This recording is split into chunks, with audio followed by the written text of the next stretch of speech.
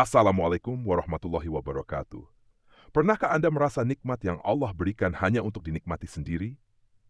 Padahal, tahukah Anda bahwa cara terbaik mensyukuri nikmat bukan hanya dengan mengucap Alhamdulillah, tapi juga dengan berbagi kepada sesama? Yuk, kita pelajari bersama bagaimana kita bisa menjadi mukmin yang keren dan pandangan Allah dan merasakan kerelaan luar biasa dan yang mungkin tidak pernah sebelumnya. Bismillahirrahmanirrahim. Assalamualaikum warahmatullahi wabarakatuh.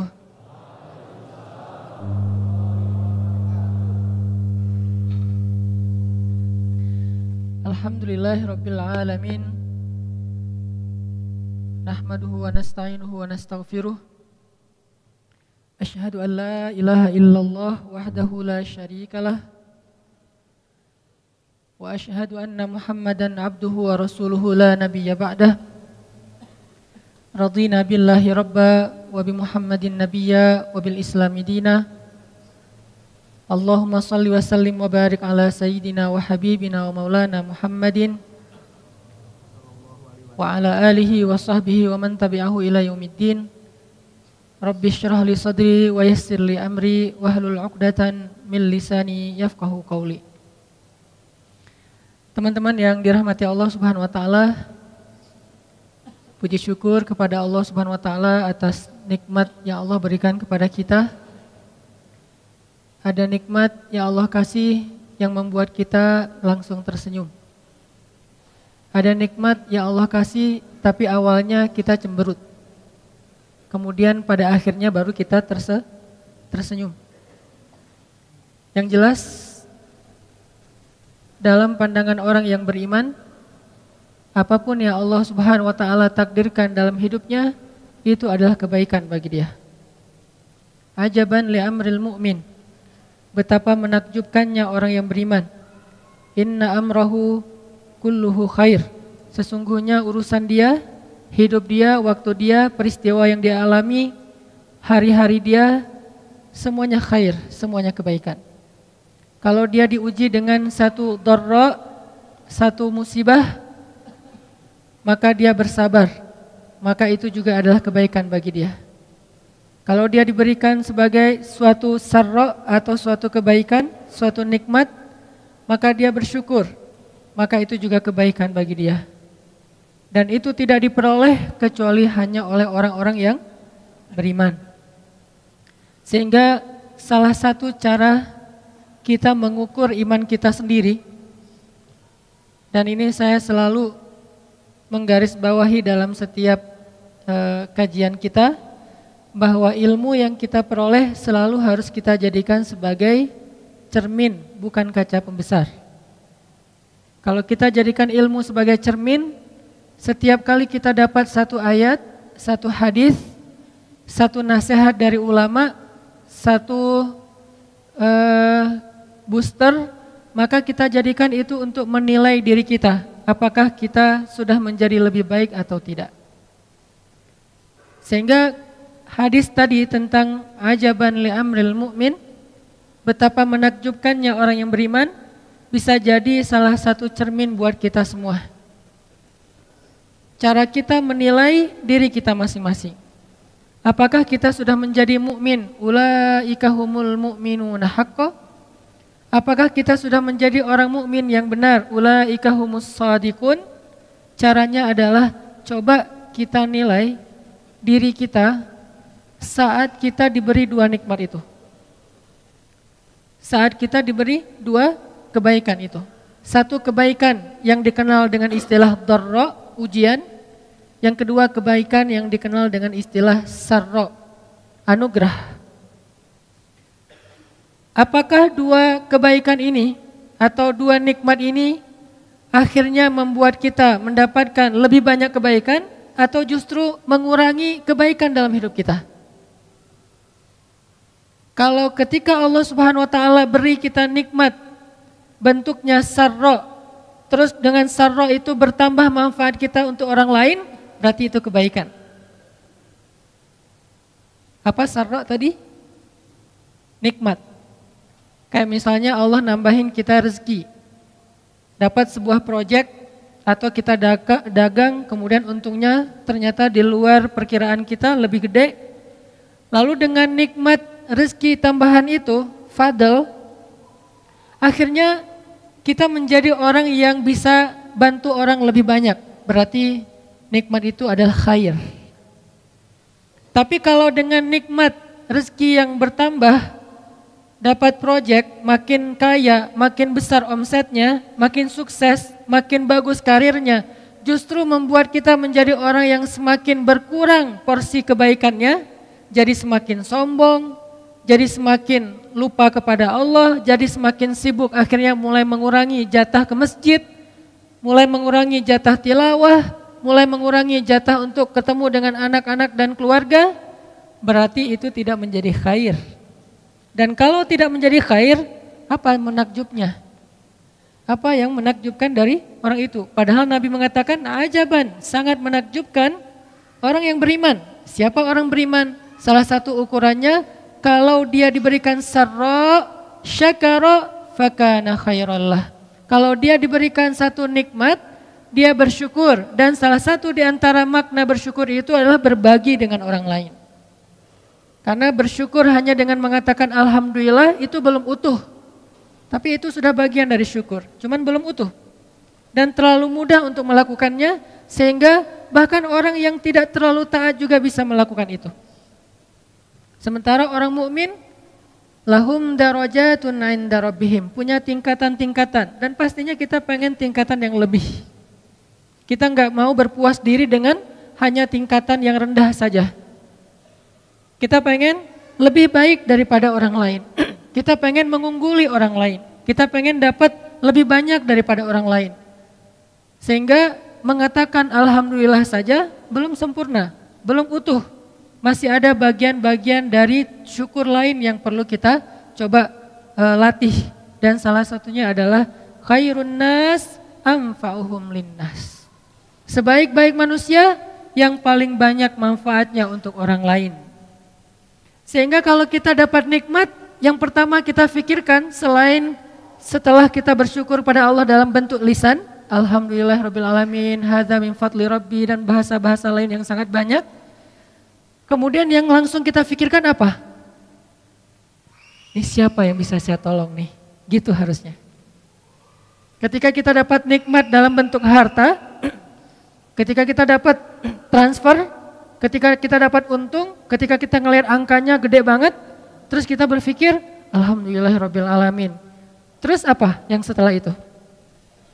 Ini ke siapa ya saya kasih nih? Ini saya bantu siapa ya? Ini siapa yang membutuhkan ya? Ini baru orang keren banget nih. Sebelum kita mikirin, ini dipakai jalan-jalan kemana ya? Ini dipakai beli barang apa ya? Misalnya motor baru, motor klasik, mobil baru, atau apa segala macam, mobilnya mau modis lagi, motornya mau di custom lagi, rumah mau direnov lagi. Sebelum kita mikir yang ini, walaupun ini boleh-boleh aja, saya nggak melarang orang untuk menikmati hidup. Karena Allah juga nggak melarang kita menikmati hidup. Yang dilarang kita mencintai hidup di dunia lebih daripada surga. Dan dunia juga nggak buruk.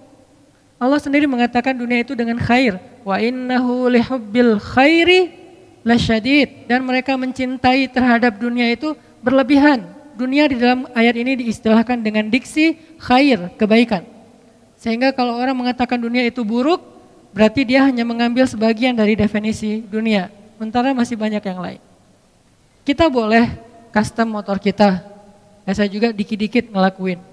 Cuman budgetnya gak berani gede-gede. Terus yang kedua, kita boleh juga mau modif mobil kita, misalnya bannya digedein, terus warnanya dibikin doff biar sama dengan kulit. Terus apalagi misalnya di body kit biar makin gagah misalnya. Di wax biar makin kinclong. Terus kalau cewek joknya diganti pink semua, ungu semua, atau pelangi warna-warni, tergantung selera warnanya masing-masing. Kadang senengnya dengan warna ungu, dari lipstick sampai ke jok mobil ungu misalnya, nggak masalah. Nah, ini apalagi kalau dia ngelakuin itu dengan cara yang pakai lipstick warna ungu terus pakai cadar, kan lumayan ya. Gak ada yang tahu. Yang tahu siapa? Suaminya dong. Karena ternyata suaminya senang warna ungu. Cie, bahaya.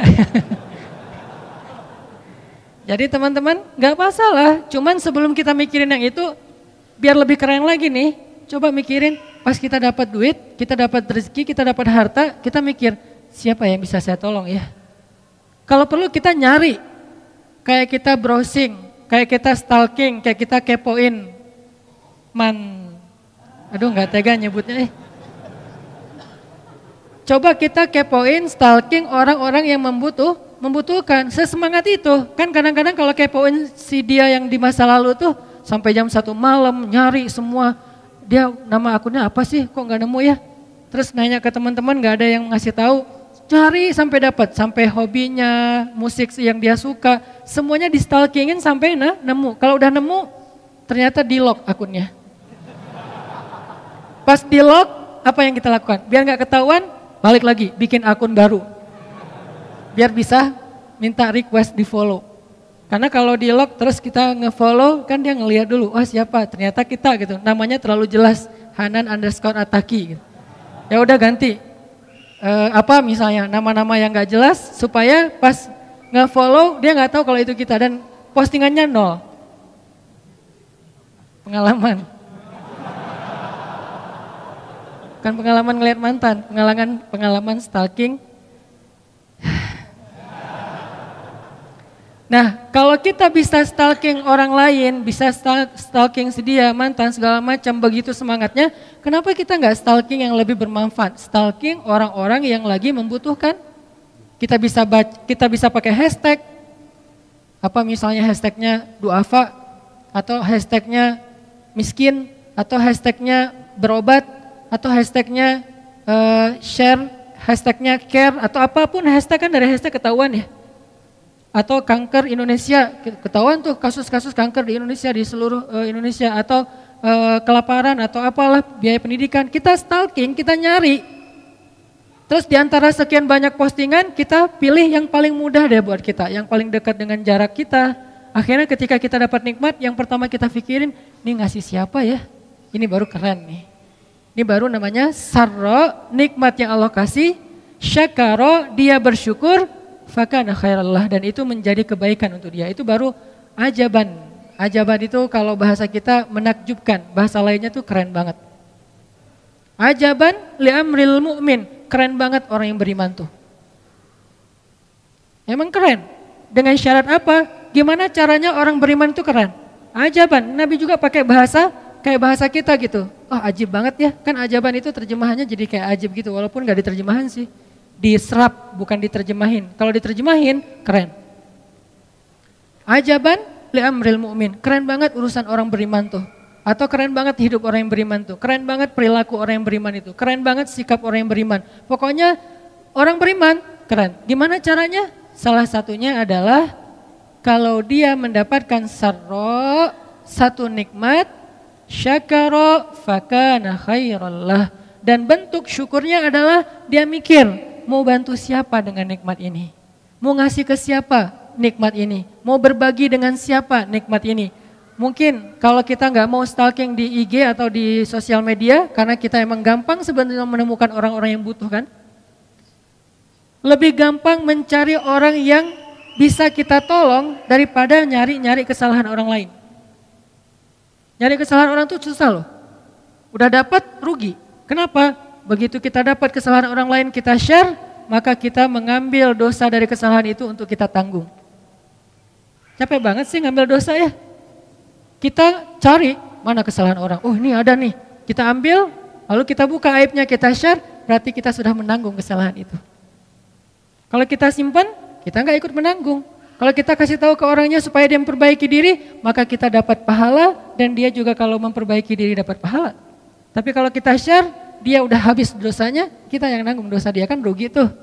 Daripada capek-capek kayak gitu, mending kita nyari, stalking, kepo, siapa sih yang bisa kita tolong. Dan itu lebih gampang. Kalau kita nemu, belum nemu aja udah dapat pahala, baru niat aja udah dapat. Begitu kita dapat nikmat, aduh pengen nolong siapa ya? Siapa yang punya punya niat, punya keinginan kepada kebaikan. Lalu dia tidak jadi melakukannya atau belum melakukannya, dia sudah mendapatkan pahala dari niat. Wa innama likulli imri'in ma nawa. Jadi teman-teman, niat itu luar biasa seperti yang kita bahas dalam 2 pertemuan terakhir. Keren banget, niat pengen bantu orang aja, ini belum bantu nih, baru niat. Siapa ya yang bisa saya bantu nih? Udah, wa innama likulli imri'in ma nawa. Udah dapat kayak pahala ngebantu orang tersebut. Nyari, proses mencari itu juga pahala. Karena berjalan, kalau dulu mungkin nyarinya dengan berjalan. Jalan ke rumah tetangga, jalan ke rumah di ujung kota, jalan ke rumah beda kabilah, pokoknya jalan. Kalau dulu jalan, kalau sekarang nyarinya dengan kita stalking, kita cari di internet, kita nelpon, kita baca di grup WA, segala macam. Yang jelas ada effort buat nyari. Proses mencari itu juga bagian dari kebaikan. Mencari doang, belum nemu. Terus kalau udah nemu, ketemu, oh ternyata ada tetangga yang butuh, ternyata ada teman yang butuh, ternyata ada temannya teman yang butuh, ternyata ada temannya teman-teman butuh. Terserah deh dari mana asal usulnya, ketika nemu lalu kita datengin, kita share, kita care kepada dia, maka kita kata Nabi, ajaban li amrul mu'min, itu baru mukmin yang keren. Itu baru mukmin yang keren. Kenapa? Syakaro, dia bersyukur dengan cara berbagi. Dengan cara berbuat kebaikan. Laisal birra an tuwallu wujuhakum qibalal masyriqi wal maghrib. Kebaikan itu bukanlah memperdebatkan mana yang paling tepat antara timur dan barat. Kan ayatnya kayak gitu kan? Kebaikan laisal bir an tuwallu wujuhakum qibalal masyriqi wal maghrib, untuk memperdebatkan arah kalian beribadah ke timur atau ke barat dalam konteks perdebatan orang Yahudi terhadap kiblatnya kaum muslimin. Tapi tafsirnya luas, bukan memperdebatkan sesuatu yang sama-sama baik.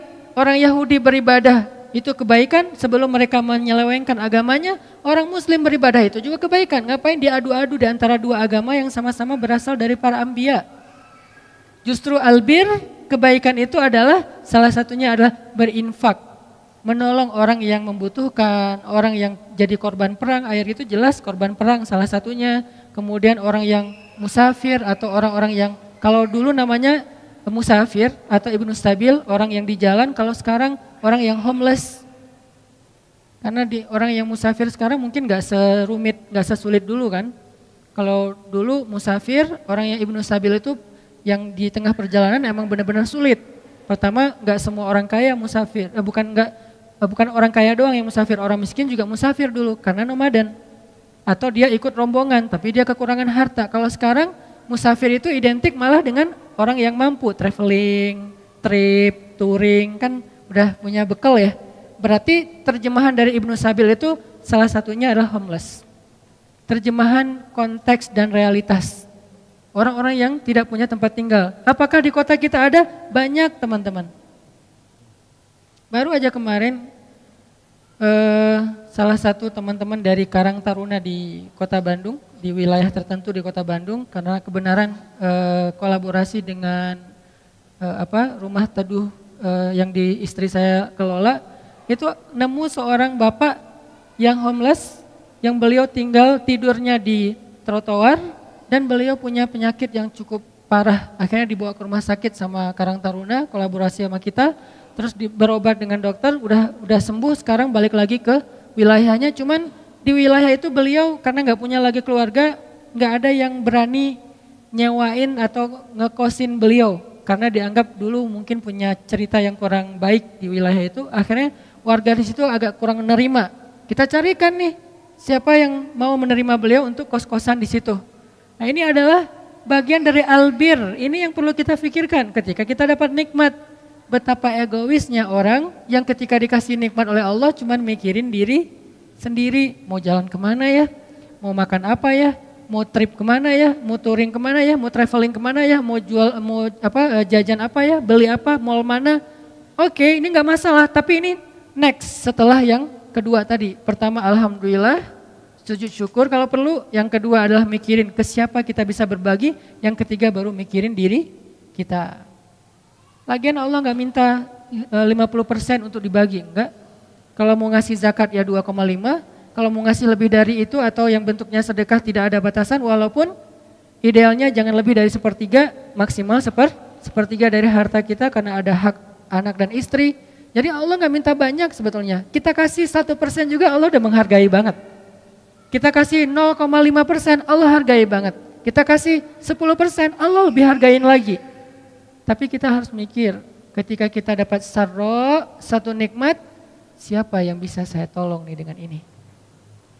Makanya coba teman-teman kita baca lagi ayat ini sambil kita renungkan. Firman Allah Subhanahu wa taala di dalam surat Al-Baqarah ayat 177. Coba kita tilawah ayat ini, mudah-mudahan ini jadi booster buat kita bersama. Surat Al-Baqarah ayat 177.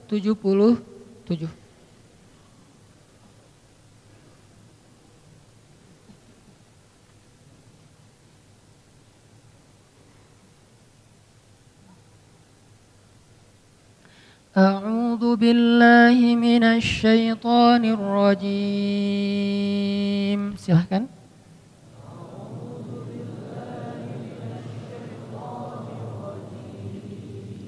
Bismillahirrahmanirrahim.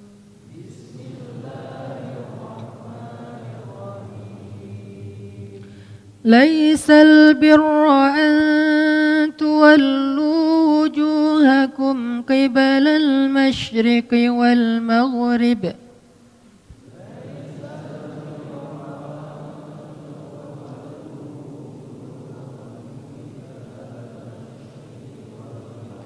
ولكن البر من آمن بالله واليوم الآخر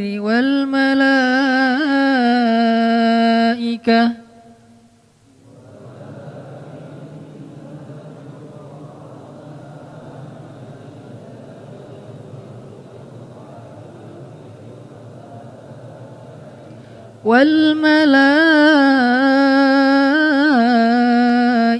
والكتاب والنبيين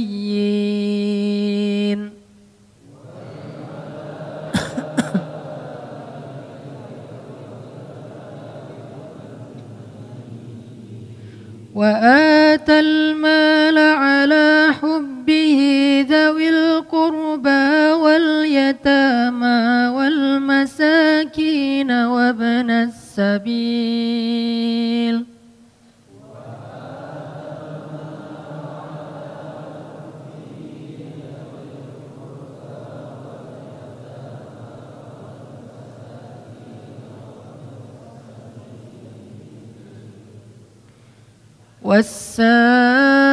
والسائلين وفي الرقاب وأقام الصلاة وآتى الزكاة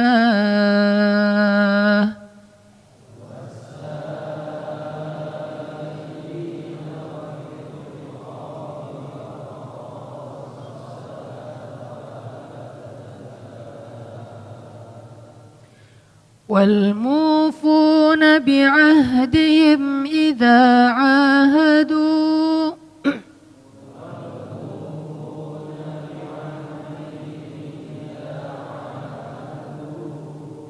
والصابرين في البأساء والضراء وحين البأس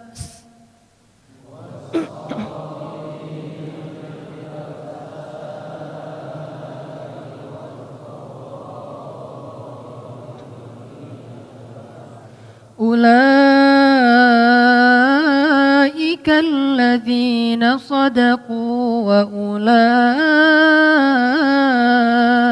هم المتقون.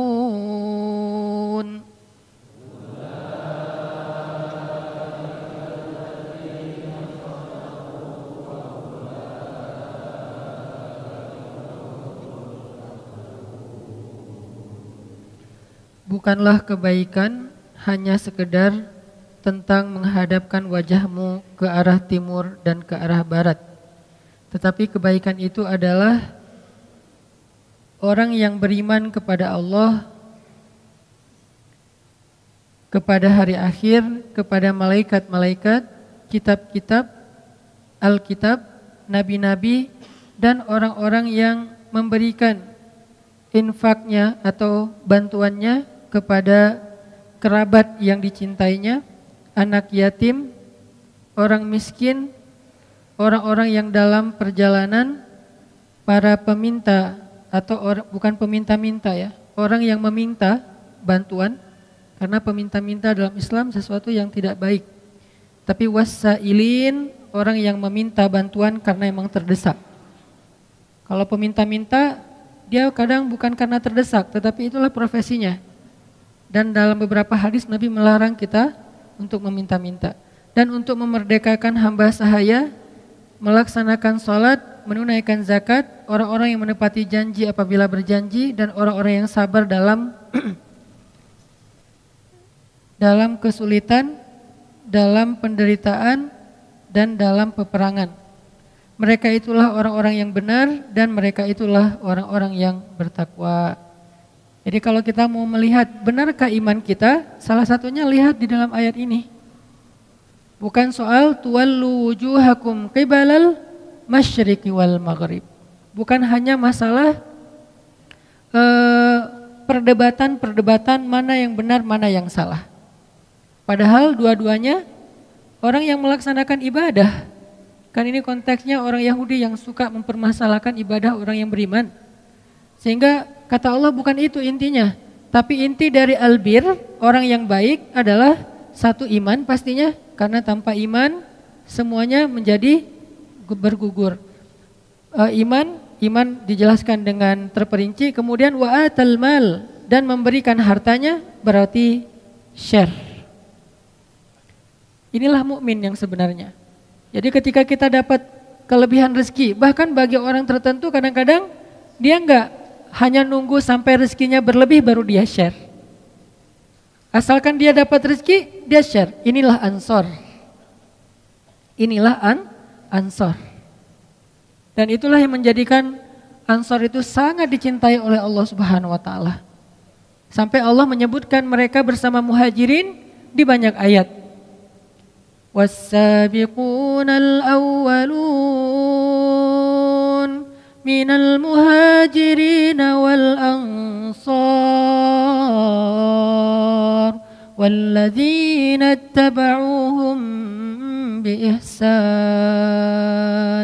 رضي الله عنهم ورضوا عنه. Allah ridha kepada mereka dan mereka juga puas terhadap nikmat dari Allah. Dan kalau kita baca perbandingan ayat, karena memahami satu ayat nggak cukup dengan satu ayat, kita coba bandingkan dengan ayat yang lain, komparatif. Ternyata di dalam banyak ayat Al-Quran, ketika Allah bicara tentang Ansor, yang Allah angkat dari orang Ansor itu bukan jago ibadahnya, walaupun mereka hebat dalam ibadah, tapi bukan itu yang Allah angkat. Bukan karena mereka adalah orang-orang yang paling bagus dalam pemerintahannya, karena pemerintahan diberikan oleh Allah kepada muhajirin. 4 khalifah setelah Rasulullah SAW, 4-4-nya muhajirin, bukan orang Ansor. Abu Bakar, Umar, Utsman, Ali, muhajirin semuanya. Terus apa kelebihan Ansor yang Allah angkat di dalam Al-Quran? Kelebihan Ansor yang Allah angkat di dalam Al-Quran itu adalah sifat mereka yang sangat karim, jawad, orang yang sangat dermawan. Orang yang sangat care kepada muhajirin, kepada orang yang membutuhkan, orang yang senang berbagi. Itulah sifat Ansor yang Allah angkat di Al-Quran. Setiap kali kita baca cerita tentang Ansor, rata-rata kita akan menemukan kalimat tentang berbagi, kalimat tentang membantu orang lain, kalimat tentang empati, kalimat tentang ra'fah dan rahmah. Nggak mau ganggu muhajirin, dan pengen banget memudahkan urusan-urusan muhajirin. Itulah Ansor. Salah satu contohnya, ini spirit buat kita ya, bahwa kalau pengen bantu orang, kadang-kadang gak harus nunggu kita kaya dulu. Kalau saya sih ngelihatnya, ini angle saya nih, bantu orang itu jangan tunggu kaya, tapi kalau pengen kaya bantu orang, gitu maksudnya. Kalau menurut saya nih, bantu orang jangan tunggu kaya, kalau pengen kaya bantu orang. Caranya gimana? Ketika kita nggak punya, bantu aja orang. Bapak, apa yang bisa saya bantu? Saya punya utang. Ya udah, Bapak tunggu, nanti saya akan coba bantu Bapak. Kita punya uang? Enggak. Allah yang akan kirimkan uang untuk dia lewat kita. Dan biasanya kalau dikirim kan ada uang ongkosnya ya. Kayak kita ngirim barang teh, itulah ya. Nanti tunggu di endorse. Kita misalnya nunggu ngirim barang nih. Gak apa-apa deh infak dengan kata-kata gosen misalnya. Kita ngirim barang lewat gosen, ada biayanya nggak ada? Ada kan cost delivery-nya kan? Misalnya kalau dekat sebutlah 5.000, 10.000, 15.000. Allah juga memberlakukan hal yang sama kepada kita teman-teman. Dan bayaran Allah lebih gede daripada bayaran manusia. Nah kita kan kadang-kadang di aplikasi itu juga milih. Kalau cash segini, kalau pakai saldo yang udah ada di situ lebih murah kan? Kita milih yang mana? Yang lebih murah, itulah sih kita sifat manusia. Kalau Allah ngasihnya yang paling gede. Yang ngasih Allah, tapi yang dapat manfaat adalah kita, bukan orang itu doang. Jadi kalau kita pengen, dalam tanda petik pengen digaji sama Allah, bekerjalah kepada Allah. Kan banyak orang yang nyari kerja nih, bagus, dan itu bagian dari ikhtiar. Tapi jangan lupa, cari kerja juga ke langit. Cara cari kerja ke langit, carilah hamba-hamba yang disayang oleh langit. Siapa? Yang sakit, kan disayang banget sama yang langit, dari langit ya. Orang yang miskin kan disayang sama langit. Orang yang anak yatim disayangkan sama langit. Carilah kerja ke langit dengan cara apa? Nyari orang-orang yang disayang sama langit. Lalu kita datengin. Saya nggak punya modal Ustadz. Kan kita lagi nyari kerja. Kalau udah ada modal nggak usah nyari kerja. Kalau udah ada duit nggak usah nyari kerja. Karena nggak punya duit kita cari kerja. Ke Allah nyarinya. Nemuin orang miskin. Ya udah saya bantu Pak. Uangnya dari mana? Dari Allah. Ya Allah, ini ada hambamu, saya pengen bantu dia. Tolong saya ya Allah. Akhirnya kita kumpulin teman-teman, yuk kita bikin funding. Yuk kita apa? Ini ada ini. Kadang-kadang kita cuma penghubung doang, kita nggak punya apa-apa loh. Akhirnya Allah kirimkan dan ternyata Allah ngekasih kita kos, biaya, gaji. Dalam bahasa Al-Quran itu disebut dengan ajrun. Ajrun itu kalau bahasa terjemahnya itu bukan pahala, upah. Kos itu upah. Insya Allah nanti kita lanjutkan setelah sholat isya tentang kebaikan dengan cara yang seperti ini insya Allah. Baik, bismillahirrahmanirrahim. Teman-teman sekalian, kita langsung lanjutkan karena mungkin malam ini maksimal kita punya waktu sampai jam 8.15. Karena nanti setelah ini juga ada majelis ilmu yang lebih luar biasa lagi. Karena setelah ini akan ada halaqah majelis ilmu bersama guru kita, Buya Yahya. Yang insya Allah ilmunya jauh lebih dalam dan akan lebih bermanfaat buat kita semuanya. Jadi buat teman-teman semuanya yang pengen habis kajian ini mengikuti kajian halaqahnya Gurunda Buya Yahya, silakan nanti mungkin stage-nya ada di depan ya, bukan di sini ya, di ruangan yang satu lagi.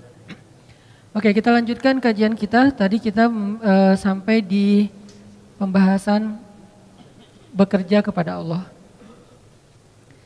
Jadi angle saya ngelihatnya kalau kita pengen bantu orang, jangan hanya nunggu pas kita mampu.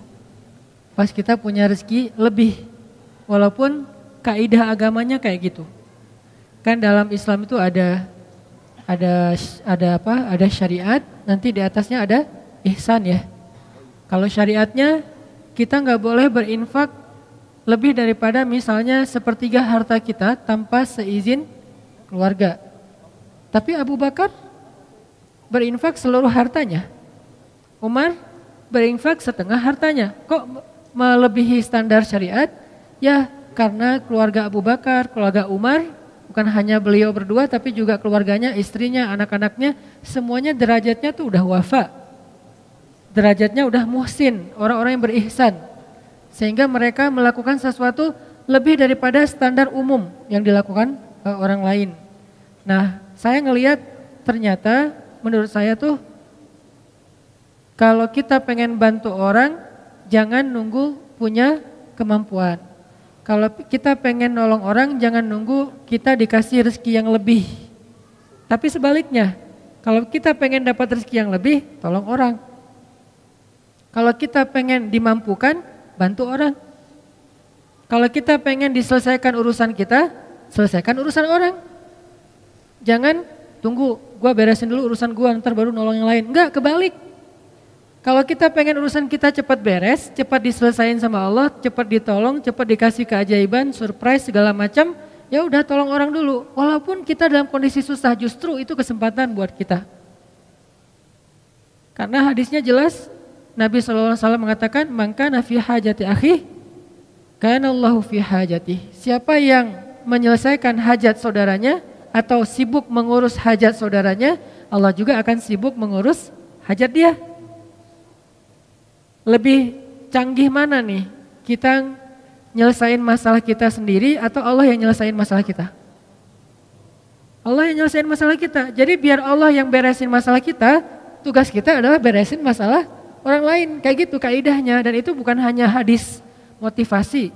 Saya menjadikan semua ayat dan hadis yang saya tahu itu sebagai konsep berpikir, bukan sekedar hadis motivasi.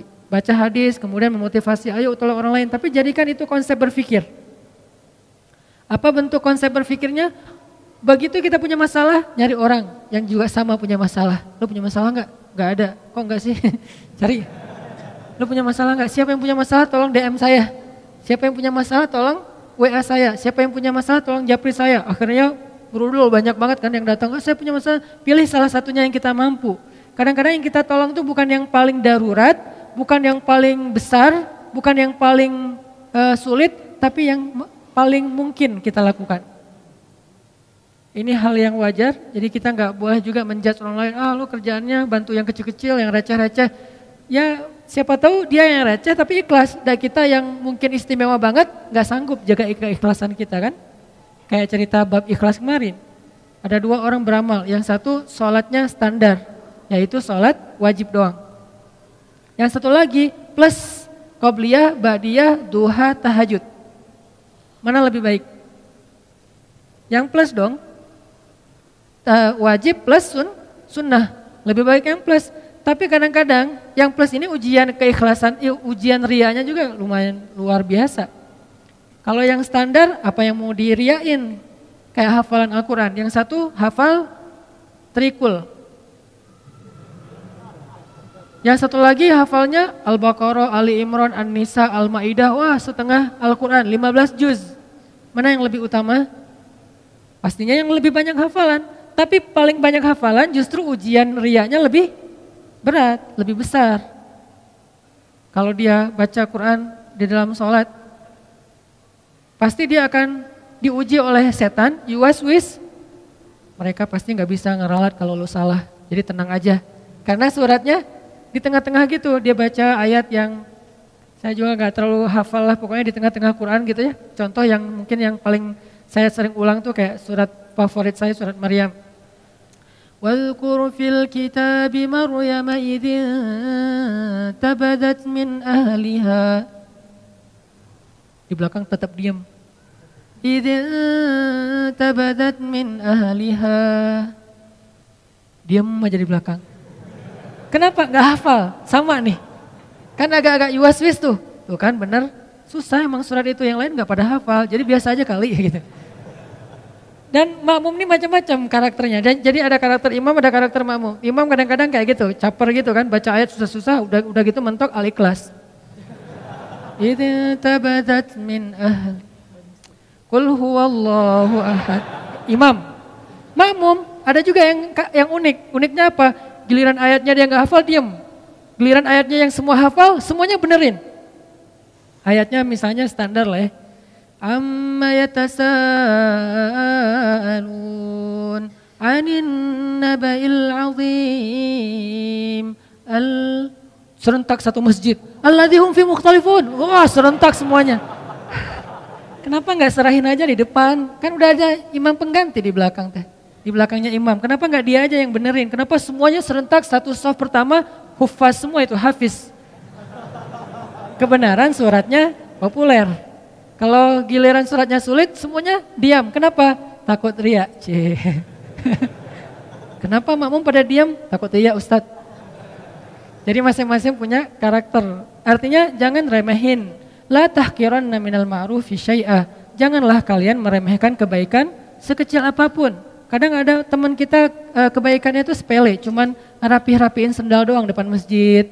Cuman meriksa keran doang yang kalau nggak terlalu rapat menutupnya dia rapetin.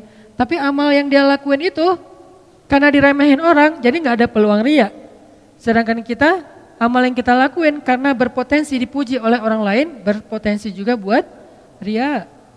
Makanya buat saya sih udah lakuin aja apa yang kita mampu. Tolong orang semampu kita.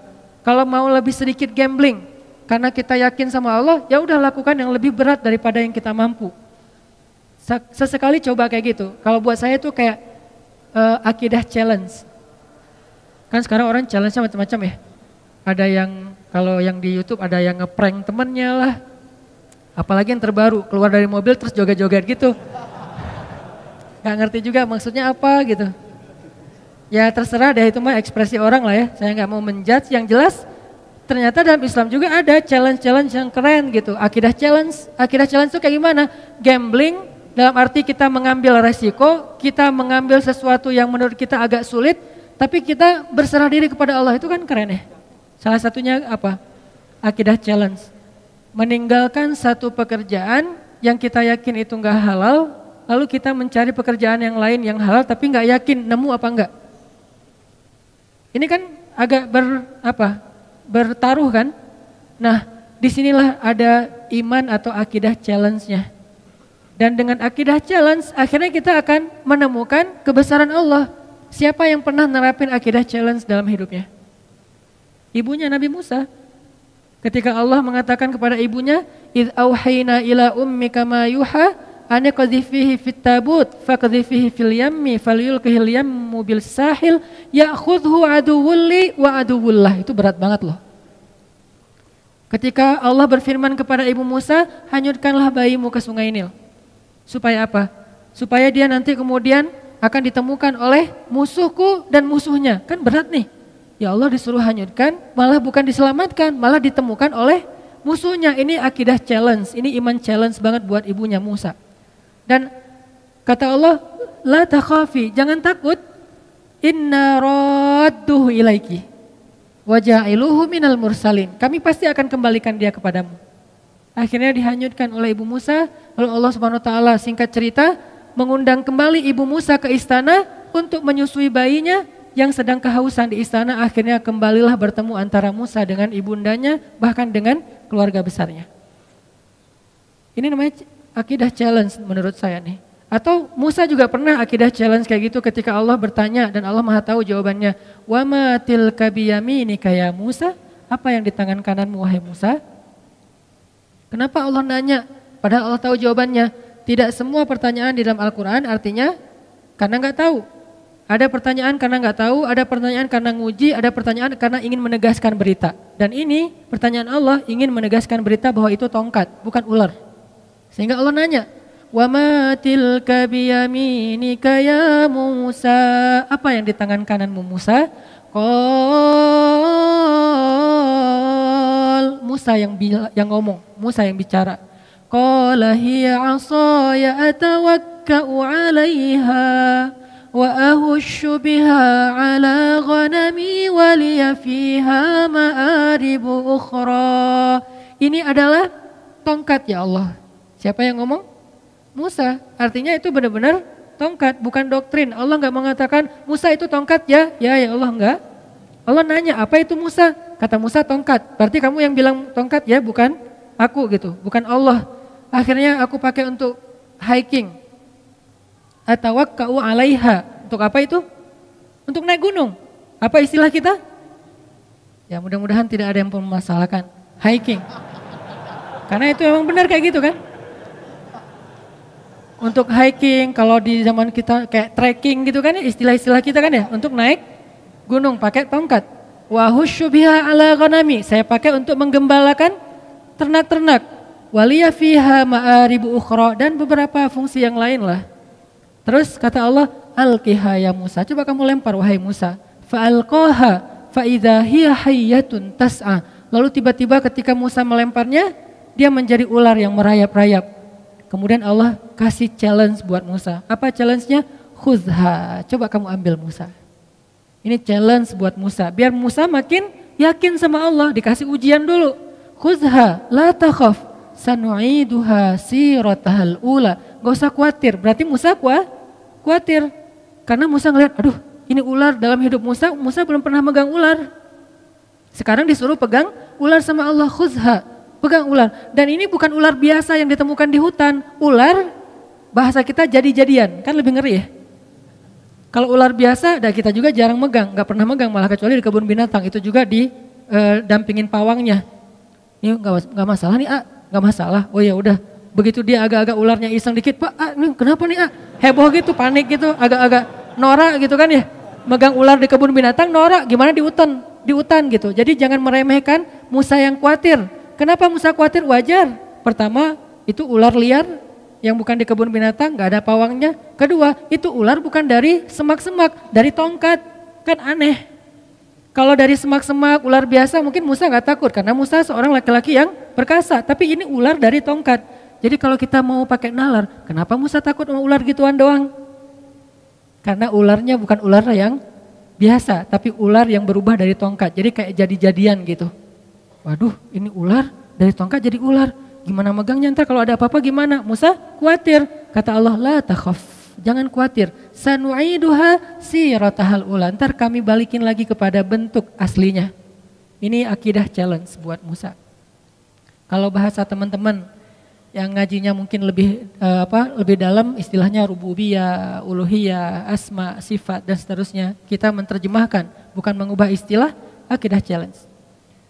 Dipegang sama Musa dikit, langsung berubah lagi menjadi tongkat. Maka bertambahlah iman Musa.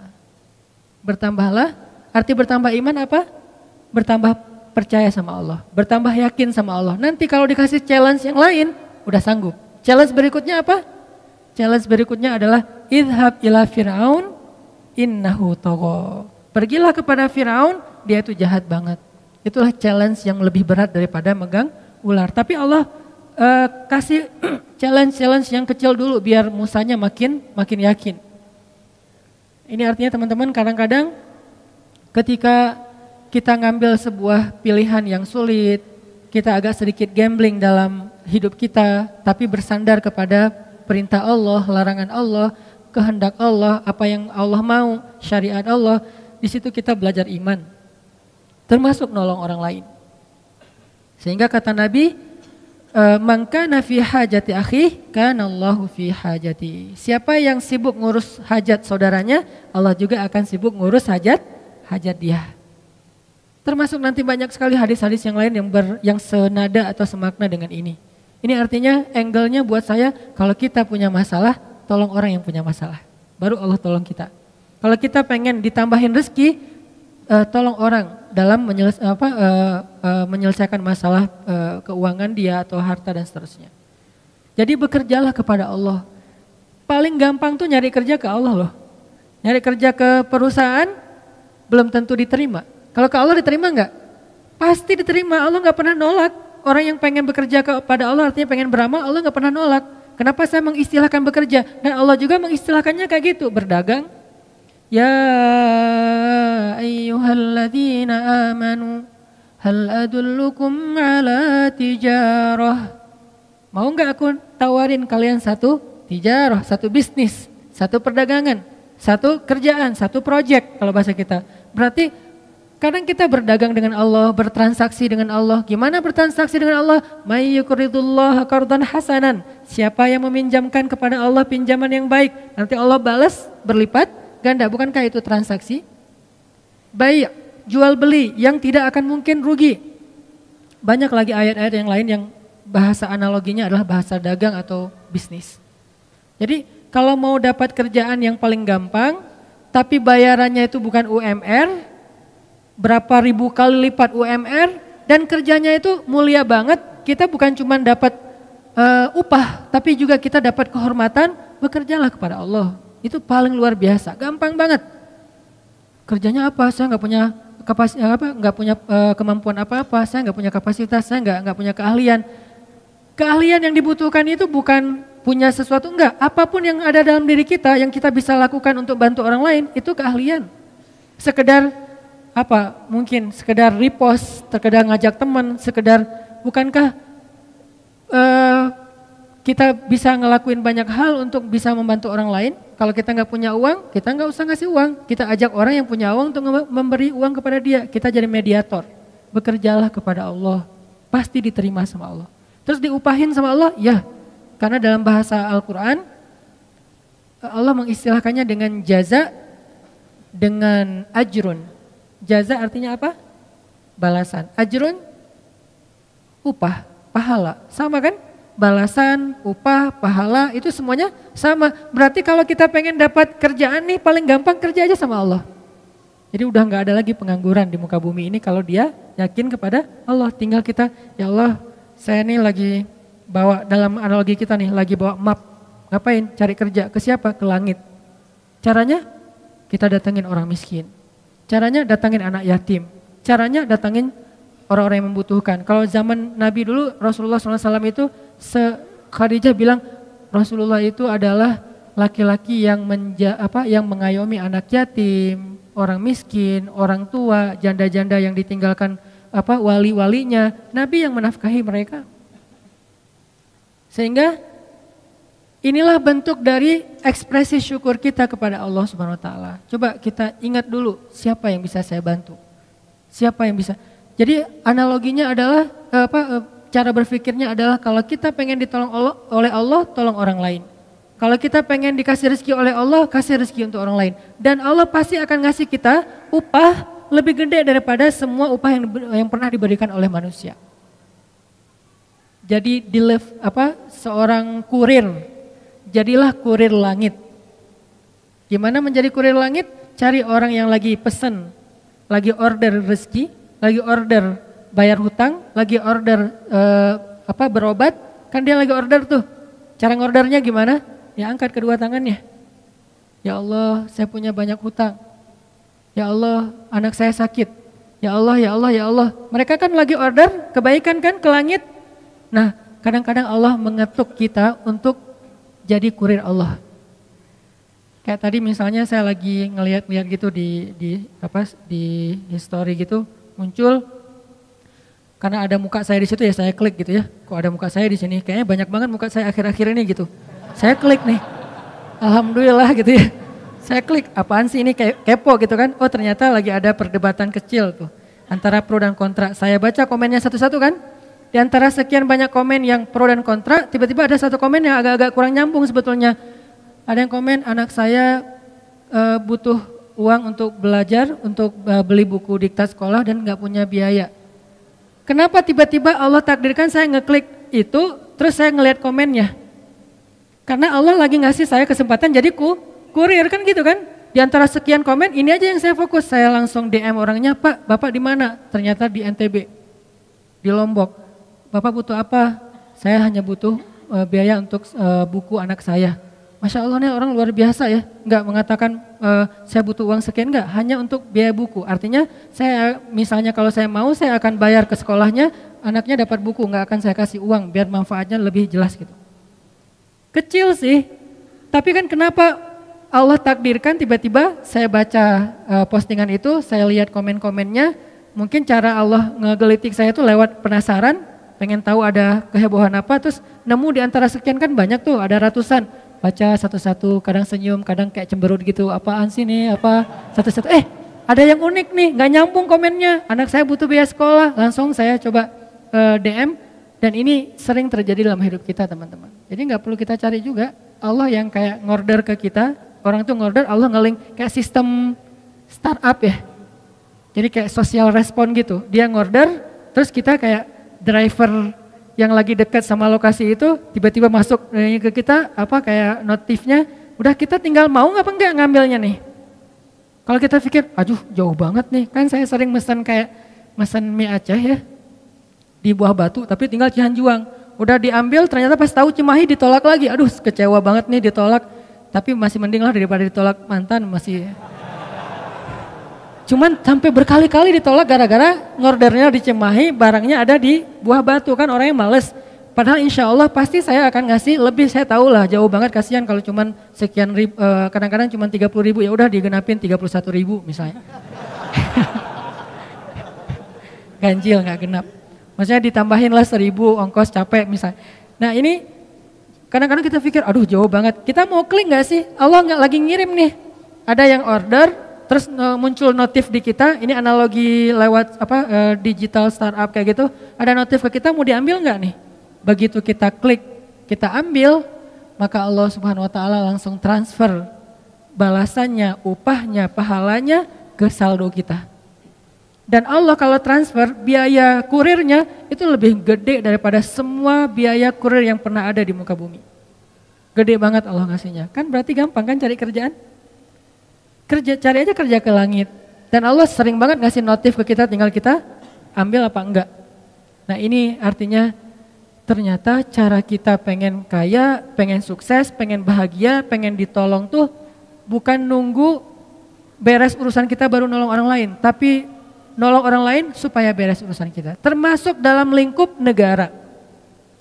Ini mudah-mudahan jadi pola pikir, konsep berpikir bangsa Indonesia. Bukan hanya konsep berpikir kita dalam majelis ilmu, tapi konsep berpikir pemerintah, konsep berpikirnya kita sebagai da'i, dan konsep berpikir bangsa Indonesia. Apa? Jangan tunggu bangsa ini menjadi negara yang maju baru nolongin Rohingya. Baru nolongin Palestina, baru nolongin Irak, Turkistan. Mungkin sebagian kita belum pernah dengar tentang Turkistan. Padahal Turkistan ini kondisinya sama parah di daerah Cina. Mereka Muslim Uighur yang kondisinya luar biasa, kezaliman terhadap mereka. Baru nolong Suriah, baru nolong Yaman yang kelaparan sekarang. Enggak, nolongin mereka nanti Allah akan tolong Indonesia. Itu caranya. Jadi kalau kita pengen bangsa ini ditolong oleh Allah, masalah-masalah perekonomian kita, masalah politik kita dengan hiruk pikuk, masalah apalagi sekarang 2019 sebentar lagi, itu akan ditolong oleh Allah. Caranya sederhana, tolong dulu tetangga kita. Sehingga gak ada lagi istilah, udah di Indonesia dulu aja. Di Indonesia juga kita kerjain, tapi bukan berarti tunggu ini beres baru ke sana. Enggak, kenapa gak simultan aja sekalian? Bukankah kita juga mampu? Sama kayak analogi tadi, ketika anak kita sakit, anak tetangga sakit, terus kita gak akan bantu tetangga sebelum anak kita sembuh. Salah. Bantu juga anak tetangga, walaupun kita bagi porsinya, jangan juga anak sakit, tetangga sakit, terus ke tetangga anak kita dibiarin aja sampai enggak gitu-gitu amat juga sih. Itu enggak realistis lah, terlalu naif. Kan kata Ustadz juga harus bantu tetangga dulu, ntar Allah yang akan bantu anak kita. Ya kalau iman istri kita kuat, kalau enggak akan dibukain pintu ntar semalaman. Kan bahaya. Ngapain sih ke tetangga? Ada siapa sih di situ? Enggak ada siapa-siapa. Oh ya, Buya udah datang. Jadi teman-teman sesederhana itu. Jadi dalam lingkup pribadi, dalam lingkup keluarga, bahkan dalam lingkup bangsa. Sehingga kalau kita pengen bangsa Indonesia ini ditolong oleh Allah Subhanahu Wa Taala, ayo kita sama-sama menolong saudara-saudara kita yang membutuhkan. Semampu kita, nanti Allah akan turunkan banyak sekali pertolongan dan kebaikan untuk bangsa ini. Ini belum selesai, insya Allah nanti akan kita lanjutkan pada pertemuan yang akan datang. Dan saya secara pribadi mengucapkan jazakumullahu khairal jaza kepada semua teman-teman yang mensupport saya ketika diuji oleh Allah Subhanahu Wa Taala. Sebetulnya ini ujian kecil sekali, tapi buat orang seperti saya yang lemah ini menjadi ujian yang agak berat. Tapi karena support dari para asatiz, dari para guru, dari para dai, daripada teman-teman, akhirnya alhamdulillah ujian ini kemudian berbuah banyak kebaikan persaudaraan. Gara-gara adegan ini akhirnya semakin hangat persaudaraan di antara para ustadz. Kemudian lewat adegan ini semakin kuat ukhuwah kita, dan yang alhamdulillah luar biasa lewat adegan ini akhirnya Allah kasih kejutan buat saya secara pribadi, untuk keluarga saya juga, anak laki-laki saya yang kedua atau anak yang kelima, yang insya Allah itu menjadi qurrata ayun dan menjadi kebaikan. Dan ini semuanya berkat doa teman-teman. Jadi jazakumullah khair atas supportnya. Saya respect banget sama teman-teman. Semoga kita selalu dijaga keikhlasan dan ketawaduan kita fi sabilillah. Barakallah. Kita lanjutkan dengan kajian guru kita Buya Yahya. Oh, ya di sebelah sana kan, di ruang yang satu lagi. Oke, barakallah. Assalamualaikum warahmatullahi wabarakatuh.